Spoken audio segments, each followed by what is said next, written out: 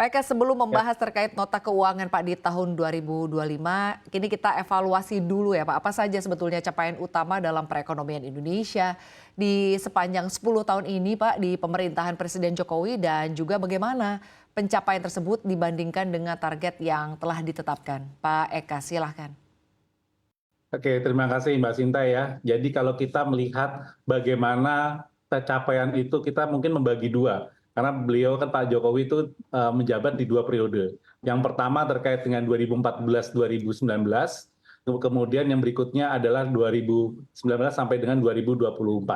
Jadi kalau kita lihat di periode pertama, beliau itu perekonomian mampu tumbuh sebesar 5,03%.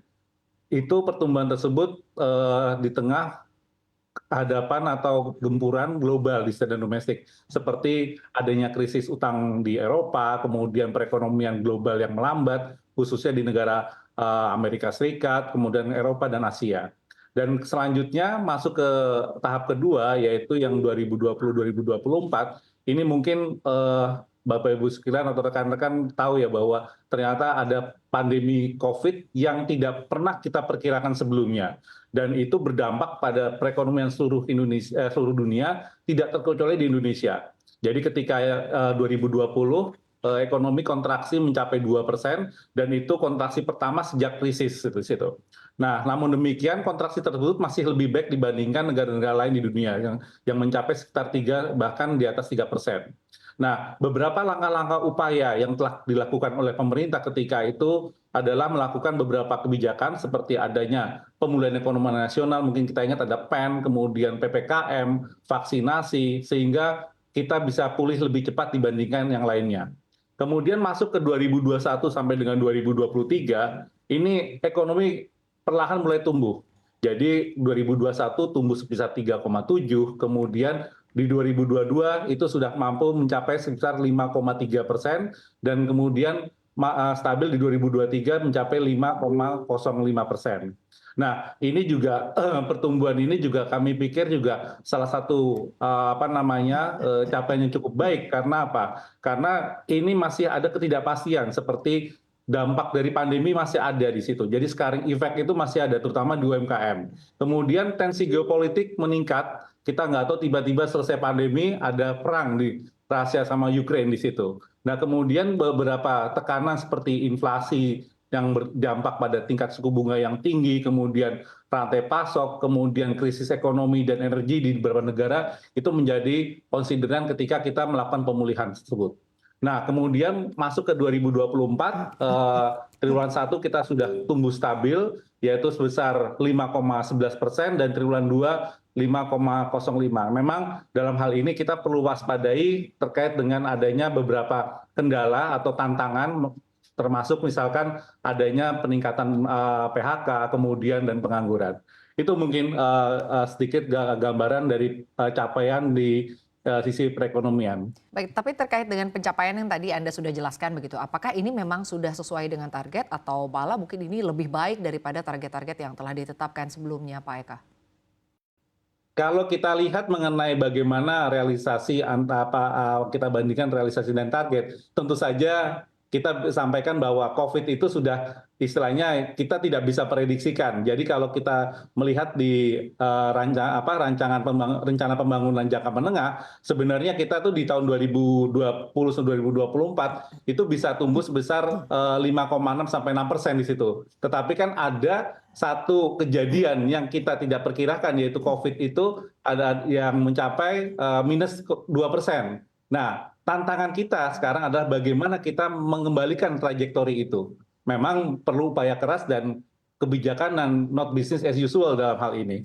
Itu mungkin, Mbak. Baik, lalu terkait dengan tantangan ya Pak ya, tantangan terbesar Pak yang dihadapi dalam pencapaian target-target tadi kalau Anda menyampaikan kan ya kita ada dihadapkan pada tantangan pandemi, tapi selain daripada itu Pak, selain juga dari tantangan ekonomi global, apalagi Pak sebetulnya? Jadi kalau kita melihat tantangan yang tadi saya sampaikan sebelumnya memang global, dan juga dalam hal ini memang kalau kita lihat adanya masih impact dari COVID yang belum selesai. Jadi kalau kami sampaikan ada scarring effect-nya itu belum sembuh di situ. Nah, oleh karena itu memang dalam hal ini tantangan itu adalah yang harus kita selesaikan terutama di sektor UMKM. Kemudian yang kedua adalah bagaimana kita bisa meningkatkan nilai tambah. Jadi kalau kita melihat bahwa apa namanya motor penggerak ekonomi kita itu kan adalah di sisi industri di situ. Nah sekarang adalah bagaimana kita meningkatkan nilai ekonomi itu ya melalui industri itu. Nah sekarang yang kedua adalah terkait dengan tantangannya adalah bagaimana eksternal. Jadi kalau kita melihat di dalam produksi ini kan artinya apa? Selama ini kita selalu bertumpu pada ekonomi domestik, tetapi kita lupa bagaimana kita eksternal itu harus kita benahi dalam hal itu. Jadi itu gambarannya terkait dengan tantangan yang akan kita hadapi sekarang. Baik, lalu dalam konteks kerangka ekonomi makro 2025 Pak Eka, apa prioritas utama yang ditetapkan agar tetap bisa mendukung pertumbuhan ekonomi yang berkelanjutan dan inklusif? Ya, makasih. Jadi kalau kita melihat tentang pertumbuhan ekonomi di tahun 2025, jadi kita sampaikan di dalam rencana kerja pemerintah 2025, kita targetkan sebenarnya 5,3 sampai dengan 5,6%. Nah, dengan angka tersebut, maka kita melihat bahwa tingkat kemiskinan itu akan mencapai sebesar 7 sampai 8%, kemudian tingkat pengangguran terbuka itu akan menurun hingga mencapai 4,5 sampai dengan 5%. Nah, namun demikian memang kita harus melihat bahwa pencapaian pertumbuhan ini memang kita harus inklusif. Tadi Mbak Sirlu sudah menyampaikan bahwa memang tidak hanya pertumbuhan tinggi yang kita kejar, tapi bagaimana kita bisa memeratakan kue pembangunan sehingga ketimpangan itu bisa berkurang. Baik Pak Eka, lalu terkait dengan perencanaan ya Pak, bagaimana pemerintah merencanakan untuk mengatasi tantangan utama yang mungkin akan mempengaruhi pencapaian target-target ekonomi makro di tahun 2025? Kalau tadi Anda menyampaikan kita masih berhadapan dengan recovery-nya begitu ya Pak dari masa pandemi, lalu saat ini kita perlahan-lahan bangkit. Bagaimana perencanaan ke depannya Pak terkait dengan hal-hal tersebut? Nah, terima kasih. Jadi ketika kita bicara perencanaan ke depan, tentu saja tantangan tadi yang saya sebutkan itu masih ada, jadi masih tensi geopolitik, cuaca dan lain-lain. Sehingga untuk apa namanya ke depan kita akan terus melanjutkan kebijakan yang memang terbukti berdampak positif untuk perekonomian, yaitu pertama mengenai hilirisasi komoditas, ini terbukti bisa meningkatkan nilai tambah produk ekspor. Kemudian juga meningkatkan apa namanya menjaga daya beli masyarakat melalui pengendalian inflasi dan juga perbaikan iklim investasi dan penciptaan lapangan kerja itu menjadi fokus kita ke depannya itu. Jadi memang kalau kita melihat 2025 itu merupakan tonggak penting di dalam modal dasar untuk mencapai Indonesia Emas. Jadi kalau kita kan sekarang sudah ada rancangan pembangunan jangka panjang 2025-2045. Nah, tahun 2025 ini merupakan fondasi. Nah, ini saya pikir adalah menjadi krusial untuk menjadi tonggak ke depannya. Baik, tapi kalau dari view Bappenas sendiri ya Pak, terkait dengan apa yang disampaikan oleh Pak Prabowo yang cukup optimistis begitu, bahwa pertumbuhan ekonomi Indonesia ini bisa mencapai 8%. Nah, bagaimana Anda melihat hal ini Pak? Sebenarnya kami terkait dengan angka 8% itu adalah yang kami garis bawahi adalah memang kita butuh kebijakan yang not business as usual. Jadi ya nggak mungkin kita bicara mengeset masa depan hanya melihat masa lalu. Tapi bagaimana kita mengeset masa depan itu dengan target-target yang realistis. Jadi kalau kami di Bappenas selalu menyampaikan kita optimis tetapi realistis di situ. Nah, apabila kita lihat misalkan target 8% memang itu dicanangkan, itu pertanyaannya how to-nya seperti apa? Nah, itulah yang memang kami sekarang sedang kaji dan kami bersama-sama dengan tim transisi berusaha merumuskan terkait dengan kebijakan-kebijakan apa yang akan kita lakukan untuk mencapai target-target tersebut. Karena kami juga sepakat bahwa kita tidak bisa lagi istilahnya melihat historis seperti apa, tapi bagaimana yang penting adalah kita mengeset masa depan dengan target-target yang realistis.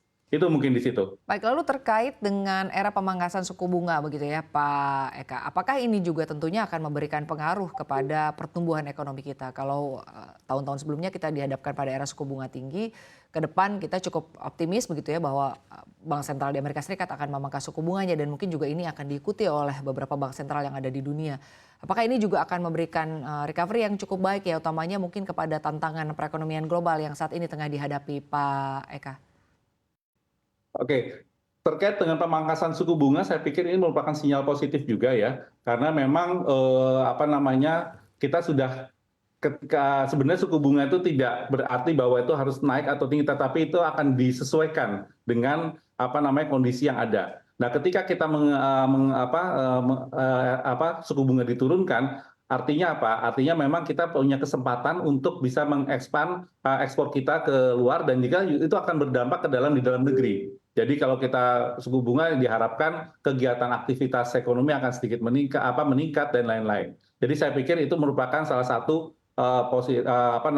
sinyal positif. Namun demikian kita jangan sampai lupa bahwa ada yang penting harus kita lakukan adalah bagaimana kita bisa menciptakan iklim investasi yang kondusif bagi pelaku usaha. Itu mungkin situ. Baik, lalu Pak terkait dengan pertumbuhan ekonomi yang mungkin ditargetkan tadi berada di angka 8% begitu ya, bahkan kita melihat mungkin ke depannya akan ada pemangkasan suku bunga. Tapi yang perlu kita perhatikan juga saat ini adalah kondisi daya beli dari masyarakat. Artinya apakah daya beli masyarakat saat ini yang memang menurun, ini nanti tetap akan memberikan artinya pertumbuhan ekonomi yang akan jauh lebih baik lagi ke depannya. Karena kalau kita lihat masyarakat saat ini kan daya beli masyarakatnya sedang menurun, Pak Eka. Ya, terima kasih. Memang disadari bahwa saat ini memang tren daya beli memang sedang menurun dan itu ditunjukkan oleh beberapa indikator seperti penurunan tabungan masyarakat dan juga adanya PHK yang terjadi. Jadi kalau kami melihatnya memang diperlukan ada strategi khusus untuk menjaga supaya daya beli itu bisa tidak anjlok seperti itu. Nah, kalau kami melihatnya adalah pertama memang kita menjaga inflasi, itu inflasi memang kita jaga, itu memang kalau kita ada 4K ya, mungkin Bapak Ibu sering mendengarnya bahwa bagaimana keterjangkauan harga, ketersediaan pasokan, kelancaran distribusi dan komunikasi yang efektif itu akan dilakukan. Dan ketika kita bicara mengenai penurunan daya beli, mungkin akan ada beberapa kebijakan, misalkan pelaksanaan subsidi itu mungkin akan lebih diarahkan kepada dari subsidi komoditas menjadi subsidi langsung kepada penerima. Dan ini memang akan diarahkan untuk stabilisasi harga dan juga menjaga daya beli dan mendukung UMKM yang sedang berkembang di situ. Nah, kita berharap dengan adanya arahan alokasi subsidi yang tepat itu bisa memberikan ruang kepada masyarakat supaya bisa agar daya beli tidak turun terlalu dalam.